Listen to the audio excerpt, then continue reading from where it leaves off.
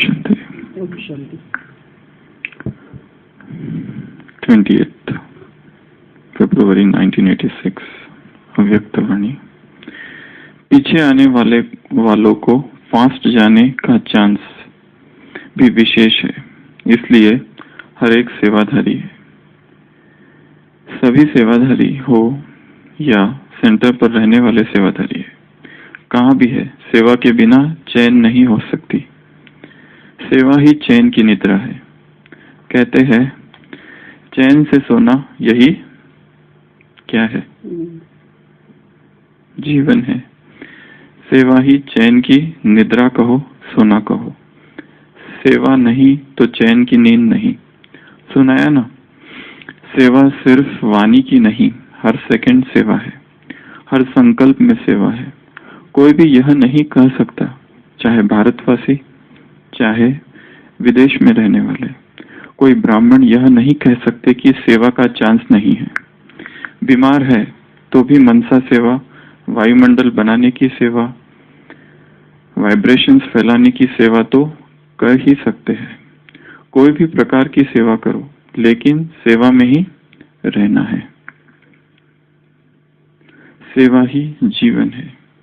ब्राह्मण का अर्थ ही है सेवाधारी। 20 फरवरी 1986। बाबा कह रहे हैं पीछे आने वालों को फास्ट जाने का चांस भी विशेष है, इसलिए हर एक सेवाधारी है। सभी सेवाधारी हो या सेंटर पर रहने वाले सेवाधारी है, कहाँ भी है, सेवा के बिना चैन नहीं हो सकती। सेवा ही क्या है? चैन की निद्रा है। कहते हैं चैन से सोना यही जीवन है। चैन से सोना यही जीवन है। सुना है ना सभी ने? जिसने सोया उसने पाया। खोया नहीं, पाया। अच्छी नींद चाहिए। सेवा ही चैन की निद्रा कहो, सोना कहो। सेवा नहीं तो चैन की नींद नहीं। सुना है ना? सिर्फ वाणी। सेवा सिर्फ वाणी की नहीं, हर सेकंड सेवा, हर संकल्प में सेवा। कोई भी यह नहीं कह सकता, चाहे भारतवासी हो चाहे विदेश में रहने वाले, कोई ब्राह्मण यह नहीं कह सकता कि सेवा का चांस नहीं। बीमार है तो भी मनसा सेवा, वायुमंडल बनाने की सेवा, वाइब्रेशंस फैलाने की सेवा तो कर ही सकते हो। कोई भी प्रकार की सेवा करो, लेकिन सेवा में ही रहना है। सेवा ही जीवन है। ब्राह्मण का अर्थ ही है सेवाधारी। तो बाबा कह रहे हैं सेवा ही क्या है? चैन की निद्रा है। चैन से सोना यही जीवन है। निद्रा में ऐसा क्या हो जाता है कि जिससे चैन मिलता है? पहला तो ये प्रश्न है। जब हम नींद करते हैं तो आराम की महसूसता क्यों होती है नींद के बाद? एक तो संकल्प शांत हो जाते हैं।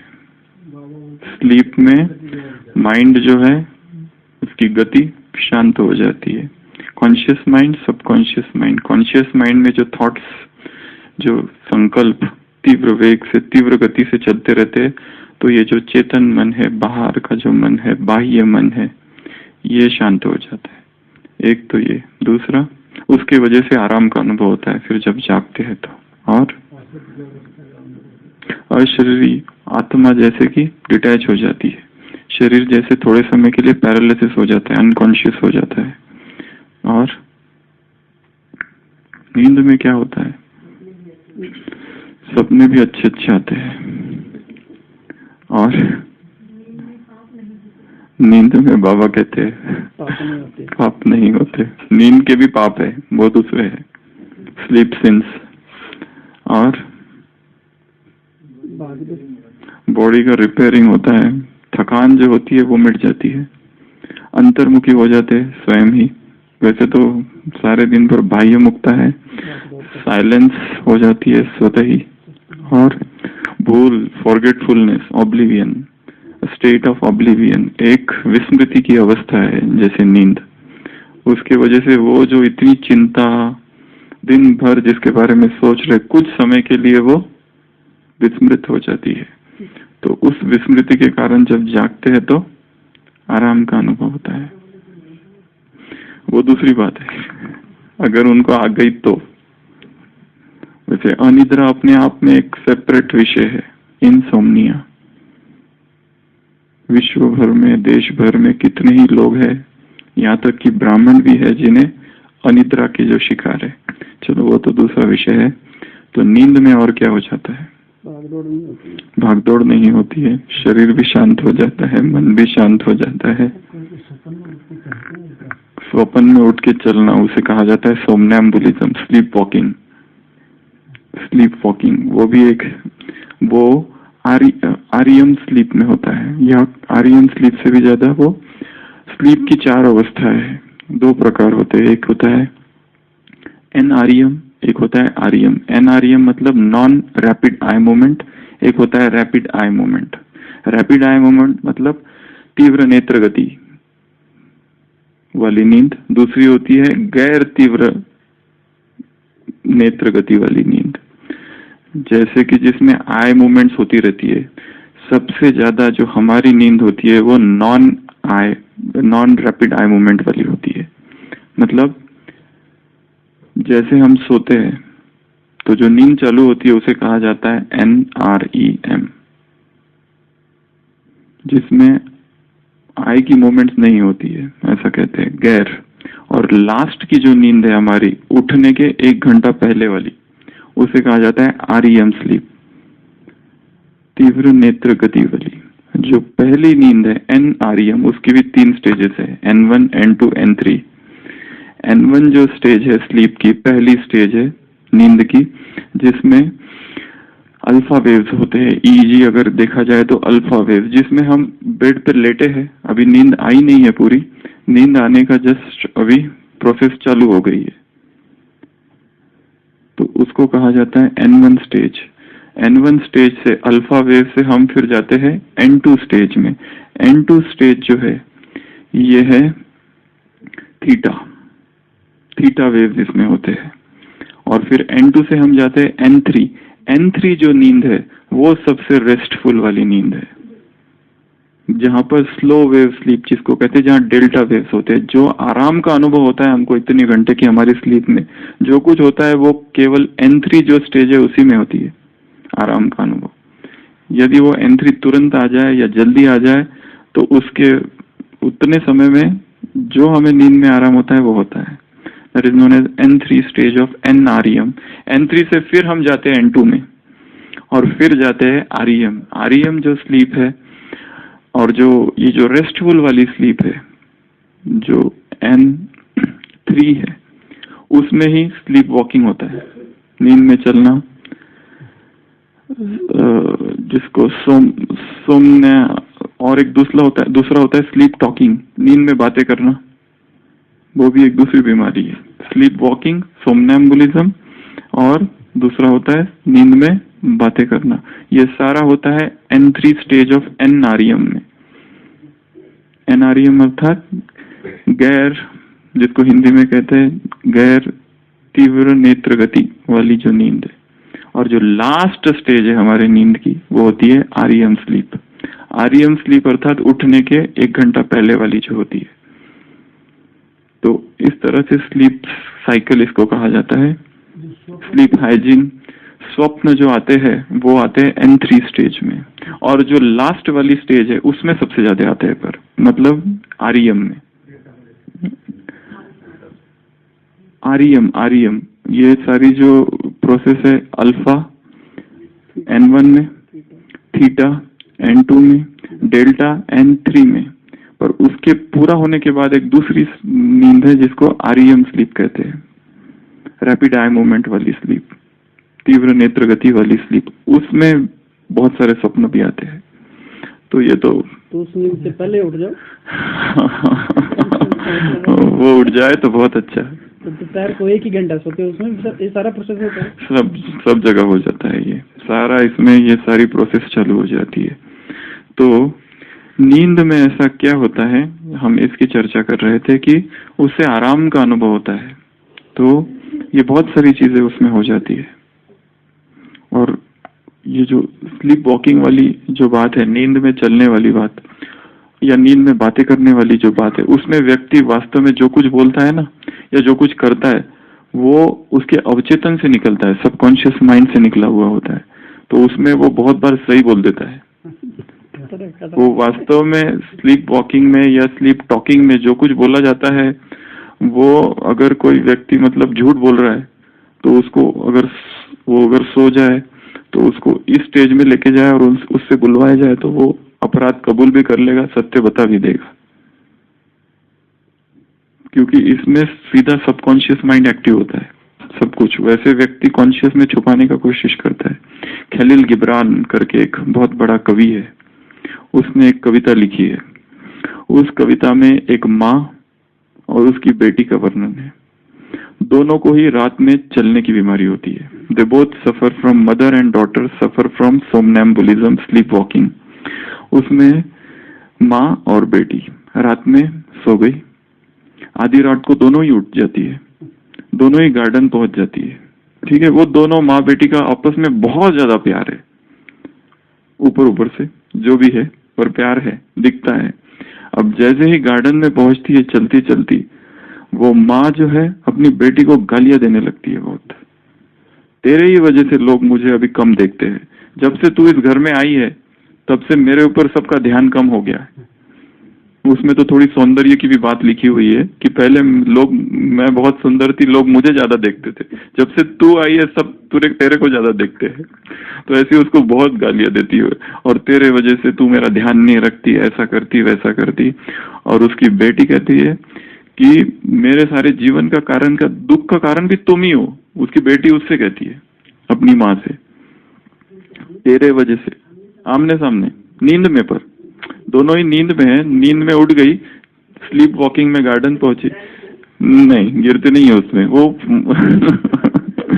वहां जाके फिर वो बेटी भी उसको बहुत गालियां देती। उतने में सुबह हो जाती है। ये कविता है, उसमें सुबह हो जाती है और दोनों होश में आ जाती है। फिर माँ कहती है, अरे बेटी तुम यहाँ कैसे आ गई, कहीं तुम्हें चोट तो नहीं लगी, तुम ठीक तो हो ना, तुम्हें ठंडी तो नहीं लग रही है। वो बेटी कहती है, माँ तुम यहाँ कैसे आ गई, तुम ठीक तो हो ना। बहुत प्यार भरी बातें चालू। तो it is known as sleep somnambulism, sleep talking, sleepwalking. ये एक्चुअली स्लीप डिसऑर्डर्स में आता है।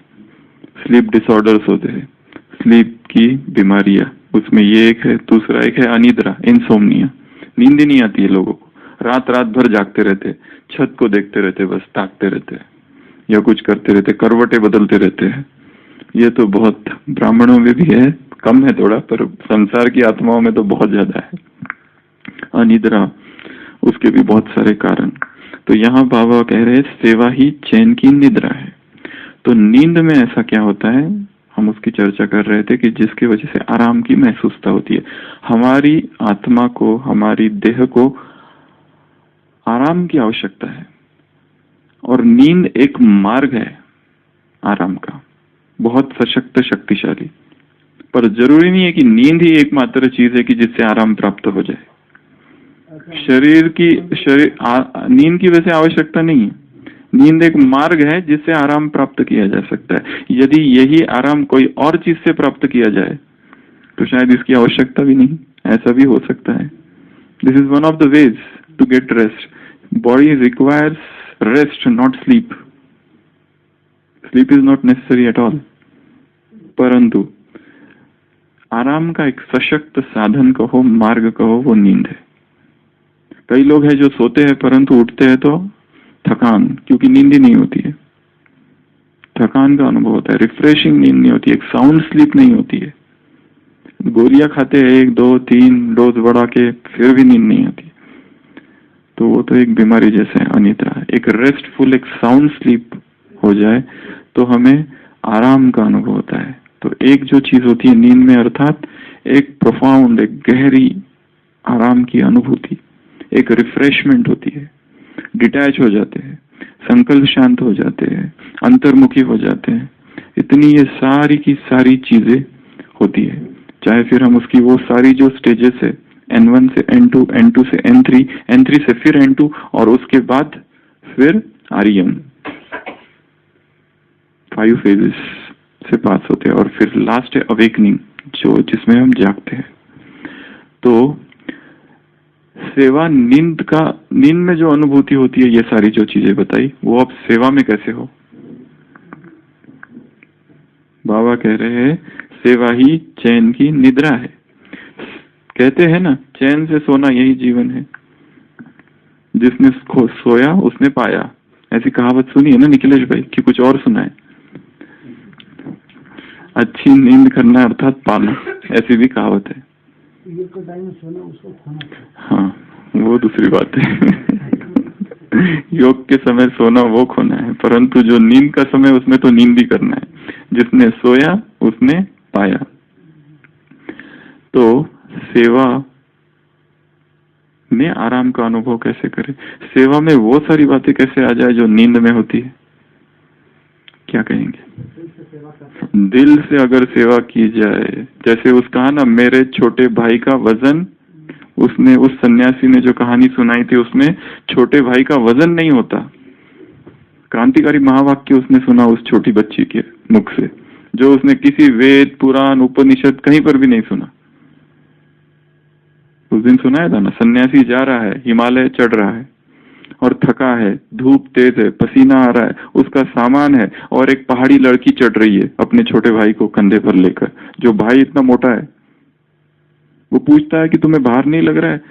तो बच्ची क्या कहती है? ये मेरा छोटा भाई है, छोटे भाई का वजन नहीं होता।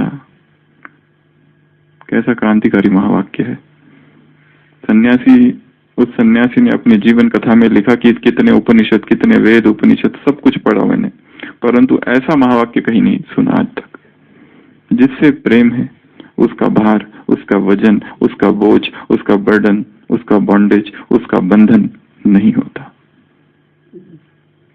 प्रेम तो पूर्ण लगन से, पूर्ण दिल से, हथ कारड़े दिल यारड़े, ऐसी जो सेवा की जाती है, उसमें फिर किसका अनुभव होता है? निद्रा का। निद्रा में जो कुछ होता है वो सब उस सेवा में अनुभव होगा। और क्या कहेंगे? बहुत सारी पॉइंट्स है। वो करा रहा है, हम खाली निमित्त है। वो इंस्ट्रूमेंट का जो भाव है, उसको इतना पक्का कर देना है अंदर ही अंदर। इंस्ट्रूमेंट, मैं इंस्ट्रूमेंट हूं, ये जो भाव है वो इतना पक्का हो जाए। जैसे शिवानी बहन, ये इतना पार्ट पक्का कर लिया है कि वो अहंकार आने की गुंजाइश ही नहीं है उसमें। इंस्ट्रूमेंट, मैं इंस्ट्रूमेंट हूं, कराने वाला वो है। The part of being instrument. तो ये करण करावन हार की स्मृति, हम कठपुतली है वो करा रहा है। इसके लिए कोई भी सेवा में के लिए मना नहीं करना किसी को। जैसे कोई सेवा दी गई, हमने कभी की ही नहीं आज तक, पर दी गई है। एक होता है तुरंत मना कर दो, और मना कर दिया तो किसी को बुरा भी नहीं लगेगा, कोई कुछ कहेगा भी नहीं, बाद में पूछेगा भी नहीं, वापस करो। परंतु यदि हमने हाँ कर दिया तो वो योग्यताएं भर जाएगी उसमें, उस आत्मा में, यदि हमने हाँ कर दिया।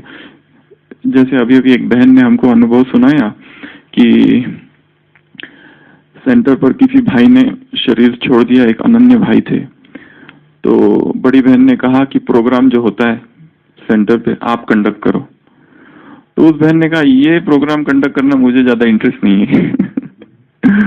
मतलब इस तरह के। तो उनकी बहन जी ने उन्हें समझाया कि नहीं, इंस्ट्रूमेंट है ना, तो बाबा जैसे वो चाहे उसको कराने दो, हम अपनी इच्छा क्यों लाए उसमें कि मुझे ऐसे ही प्रोग्राम कंडक्ट करने हैं, ये वाला नहीं करना है। और फिर उसने किया भी और खुशी भी हुई। तो इंस्ट्रूमेंट, मैं इंस्ट्रूमेंट हूं, मैं निमित्त हूं, वो करा रहा है। और उसको पता है ना कैसे कराना है, उसको पता है ना हम में वो पावर, हम में वो योग्यता है ही नहीं। अगर नहीं है तो वो भर देगा। काम किसका है? उसका काम है, वो सोचे, उसका टेंशन, उसका हेडेक, हाँ उसको। तो इट इज हिज रिस्पॉन्सिबिलिटी। बाबा ने एक मुरली में कहा है, पूरा महावाक्य तो हमें याद नहीं है, परंतु उसका भाव ऐसा है, बहुत ही सुंदर महावाक्य, कि जिसमें बाबा ने कहा है जो बच्चे अपनी जिम्मेवारी को, अपनी जो भी ड्यूटी दी जाती है या सेवा दी जाती है उसे जिम्मेदारी समझकर करते हैं और सब कुछ बाप पर अर्पित कर देते हैं उस जिम्मेवारी को। वो ये समझते हैं ये बाप की जिम्मेवारी है। पहले तो जो जिम्मेवारी उनको मिलती है वो पूर्ण स्वीकार कर लेते हैं, अपने ऊपर ले लेते हैं, जिम्मेवारी से करते हैं और करते करते ही वो जिम्मेवारी ये समझते हैं कि जिम्मेवार बाप है, तो बाप रिटर्न में उनके लिए जिम्मेवार है। कंप्लीट महावाक्य हमें याद नहीं, परंतु उसमें 3 पार्ट्स है। पहला कि मैं जिम्मेवार हूं और मुझे ये करना है, I am responsible, I have to do this, एक। फिर दूसरा कि ये मुझे दिया गया, इसके लिए मेरी जिम्मेवारी है, मैं इसको करूंगा। फिर दूसरा अपनी जिम्मेवारी को बाप को दे देते, तो बाप रिटर्न में स्वयं जिम्मेवार हो जाता है उस सेवा के लिए। तुम्हारे लिए सोचने का काम मैं करूंगा। जब तुम मेरी याद में मगन रहोगे तो तुम्हारे लिए सोचने का काम मैं करूंगा, असोच भव। बड़े बड़े भाई उनको भक्ति करने जाते हैं, उधर सोने का भी टाइम नहीं होता है, इधर का आधा घंटा 1 घंटा रहते हैं, सारा दिन काम तो लगता है। हाँ। तो हमको याद है जब हम पूना में गए थे तो रात को 12 बजे पहुंचे थे। जहाँ वो तो पूना तो जल्दी पहुंच गए थे, पर वहां से जहाँ जाना था वो रात को 12 बजे और सुबह 4 बजे से भट्टी चालू अमृत वेला और वो पूरा दिन भर चला, पहला ही दिन था। और जो जो कुमार उसमें आए थे, कुमार भट्टी में, वो सब बाइक पे और कहीं दूर दूर से, कोई गोवा से, कोई कहाँ से, और वो जितने आए थे वो सब रात ट्रैवल करके आए थे, मतलब दोनों तरफ से परंतु नींद कहीं पर भी नहीं, ना इधर ना उधर। तो जब लगन होती है तब उसका अनुभव नहीं होता है। और क्या कहेंगे कि सेवा ही नींद का साधन बन जाए, या फिर नींद में जो अनुभूति होती है वो सेवा में अनुभव हो। सेवा लगा अधूरी की बजाय पूरी कर दो, तो अधूरी की बजाय पूरी कर दो और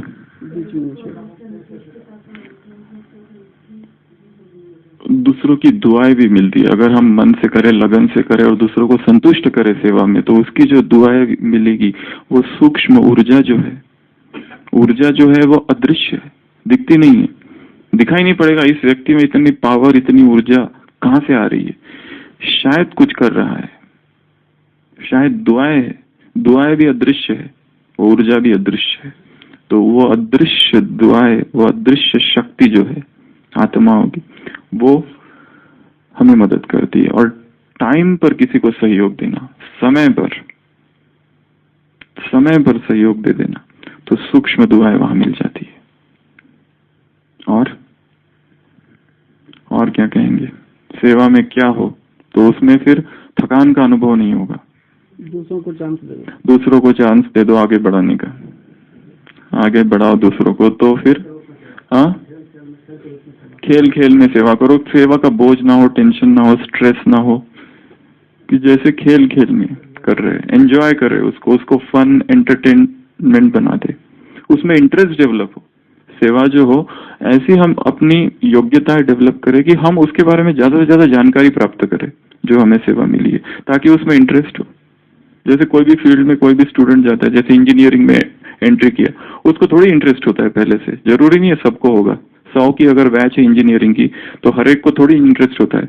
जैसे जैसे पढ़ते जाते हैं, इंटरेक्ट करते जाते हैं, स्टूडेंट्स बाकी लोगों से मिलते हैं, फिर इंटरेस्ट डेवलप होता है, फिर आगे आगे बढ़ते हैं उसमें। उसी तरह मेडिकल में, उसी तरह किसी भी फील्ड में।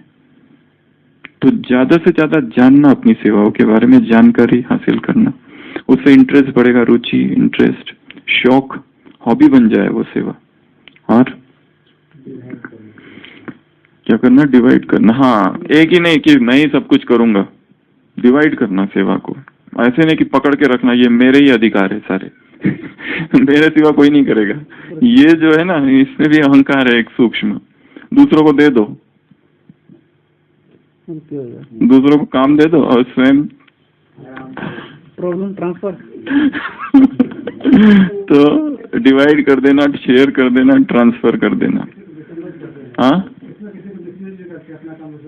नहीं ये वाली बात नहीं कि ये भी हो सकता है, उसमें मिसयूज तो हर चीज में गड़बड़ कर सकती है, धोखा तो आत्मा स्वयं को कहीं पर भी दे सकती है। हाँ, तो ये भी एक है सेवा में। और श्रीमत अनुसार करना, याद में करना, आत्माभिमानी स्थिति में करना, स्वमान में कार्य करना, निमित्त व निर्मल वाणी, वो सारी जो बातें हैं बाबा ने सेवाओं की लिखा। निरंकारिता का भाव, अथक, निरंतर, ऑलराउंडर, सेवाधारी, ऑलराउंडर। और संतुष्टता, और एक उसमें स्वमान में सफलता मेरा जन्म सिद्ध अधिकार है, सफलता जन्म सिद्ध अधिकार है। इस स्वमान में सेवा करना तो सफलता प्राप्त होगी, हल्के भी रहेंगे, लाइट रहना। दूसरा है सेवा में लाइट रहना, बोझ ऐसा ना लगे कि ये भी सेवा है वो भी सेवा है, और बहुत सारी चीजों में खुद को इन्वॉल्व नहीं कर देना। हर व्यक्ति बहुत सारे काम नहीं कर सकता है, हाँ बहुत सारी चीजें नहीं, वो दूसरी बात है। हर एक सेवा मैं ही करूं, मुझे ही करना है, ये सारी चीजें मुझे अकेले को करना है, ये नहीं। हर एक इस दुनिया के तमाम काम नहीं किसने है, इसने क्या है वो कहावत, इस दुनिया के काम नहीं किसने किए तमाम, मतलब हर एक व्यक्ति सारे ही काम नहीं कर सकता। दुनिया के काम नहीं किए किसने तमाम, हाँ दुनिया के काम नहीं किए किसने तमाम, अर्थात master of all traders jack of none कहावत है इंग्लिश में। सभी थोड़ा थोड़ा थोड़ा करना पर आता कुछ भी नहीं। फिर एक ही इसमें master of all traders but jack of all traders पर मास्टर ऑफ फ्यू होना, एटलीस्ट फ्यू तो हो जाए मास्टर। एक ना एक धड़ाधड़, क्या कहते हैं, चिंध्या मराठी में कहते हैं ना, कहावत है। तो वो वाला अवस्था ना हो हमारी। और क्या चाहिए सेवा में? और एक बात, साक्षी भाव। चलो ये भी है कि हम अपनी सेवाओं में साक्षीपन हो। हाँ, निस्वार्थ भाव, ये एक बहुत है। सकाम वाली जो सेवा है, सकाम भाव है, स्वार्थ भाव है, वो वाली चीज उसमें नहीं हो। कर्म कर दिया, कर्मण्यवाधिकार इस्ते मा फलेषु कदाचन, कर्म किया और छोड़ दिया बस। फिर उसके बारे में उसकी फ्रूट्स, उसका रिजल्ट, उसका परिणाम, कर्म और कर्म का परिणाम दोनों के प्रति साक्षी भाव। और नाम मान शान की कोई कामना ना हो उसमें एक भाव हो कि सेल्फ सैक्रिफाइसिंग एटीट्यूड हो, कि स्वयं को स्वाहा कर देना, अर्पण कर देना। हाँ, आत्म अभिमानी स्थिति, आत्मिक दृष्टि, बाप की याद, ये सारी चीजें उसमें हो। और कर्म का कौशल, कर्म का कौशल, हाँ कर्म, हाँ निपुणता होनी चाहिए। हम जो भी कर्म करें, वही कहा कि उसके बारे में इंटरेस्ट बढ़ाते जाए, उसके बारे में पढ़ते जाए, जानकारी हासिल करते जाए, ताकि हमारी जो निपुणता है, दक्षता जो है, स्किल जो है, the more we become dexterous, ज्यादा से ज्यादा हम निपुण होते जाए उस कार्य में, वो प्रवीणता हम में आती जाए, स्किलफुलनेस उस कार्य के प्रति, उस सेवा के प्रति, तो हम लाइट रहेगा। फिर हम उसमें मास्टर बनते जाए अपने अपनी सेवाओं में। और भी इजी नेचर हो, बहुत कठोर स्वभाव नहीं हो, कड़क स्वभाव ना हो, फ्लेक्सिबल हो, और रेजिलियंस हो हमारे अंदर, जिसमें हम फ्लेक्सिबल हैं। रेजिलियंस शब्द है इंग्लिश का, फ्लेक्सिबल, इधर उधर, हाँ लचीला हो, वो लचीलापन हमारे अंदर हो। नहीं तो बस ऐसा ही होना चाहिए, ऐसा नहीं। समय को देखकर, व्यक्ति को देखकर, परिस्थिति को देखकर मोल्ड करना चीजों को। सेवा का आनंद ले, सेवा ही आनंद बन जाए, मन की डांस होती रहे सेवा करते समय, सेवा आनंद का एक साधन बन जाए, जैसे सेवा की और आनंद का अनुभव हुआ। और एक व्यापारी लोग क्या करते हैं, रात भर, अगर कोई बाबा उदाहरण देते हैं ना, दुकान कमाई, तो कमाई जब होती है तब थकान होती है क्या? रात रात भर जागते हैं तब थकान नहीं होती है।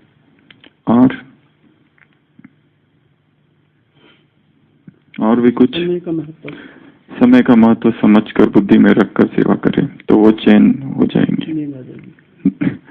और दाता विदाता वरदाता का भाव हो सेवा करते हुए, कि हमें देना है।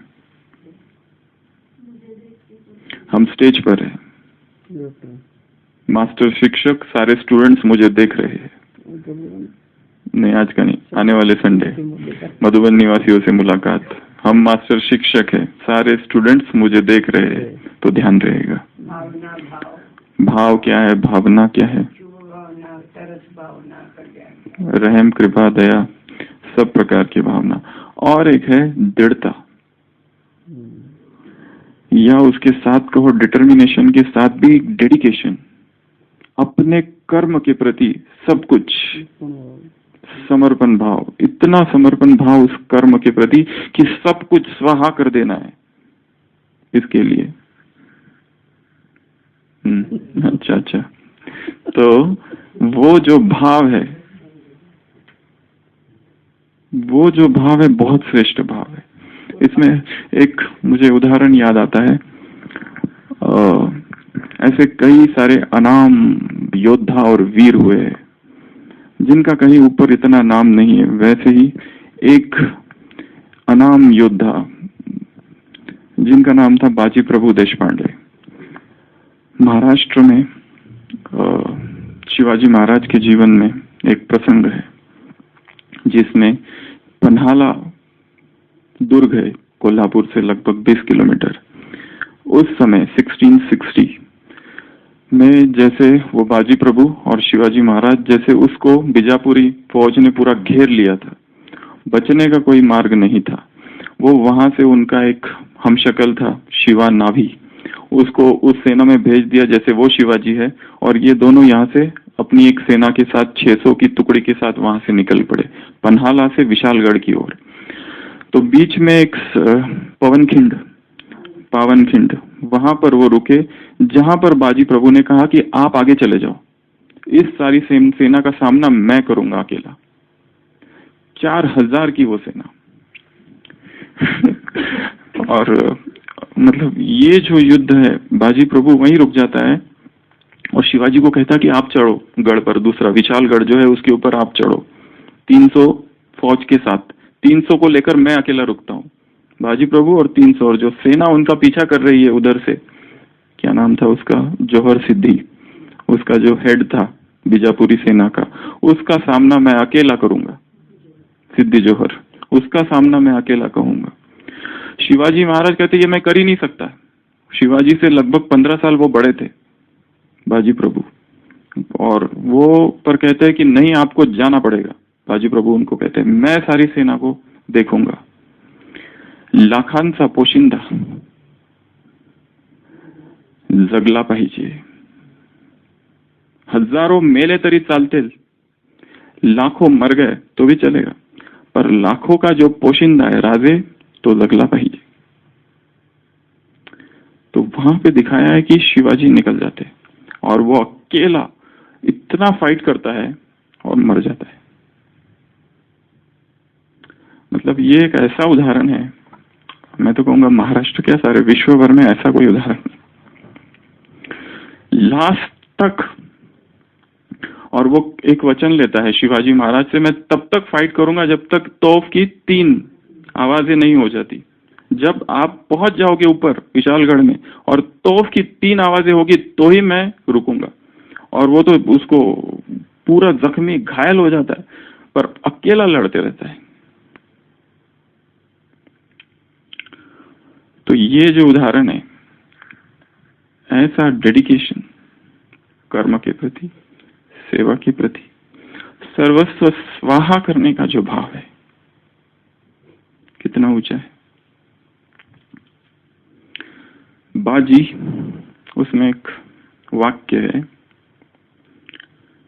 तुमच्या सारख्यांनी मराठा शाहीचं मंदिर बांधला है।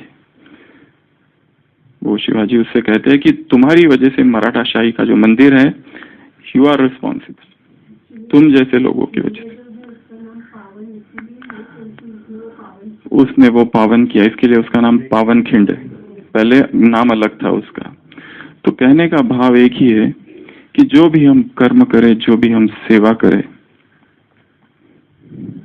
उसमें इतनी डेडिकेशन, इतनी श्रद्धा, इतना निश्चय, इतना सरेंडर, इतनी निष्ठा, इतना वो सेल्फ सैक्रिफाइसिंग एटीट्यूड हो, उसको क्या, वो तो कह भी सकता था, क्योंकि शिवाजी तो खुद रुकने को तैयार थे। वो कहते मैं तुमको छोड़ के कभी नहीं जाऊंगा। ये तो कायरता होगी, अकेला तुमको छोड़ देना, 4000 की सेना पीछे आ रही है, वो तो छोड़ के जाना मतलब मर जाना निश्चित है, वो उसे भी पता था। परंतु फिर भी तो ऐसी डेडिकेशन हमारे कर्म में हो। ओम शांति।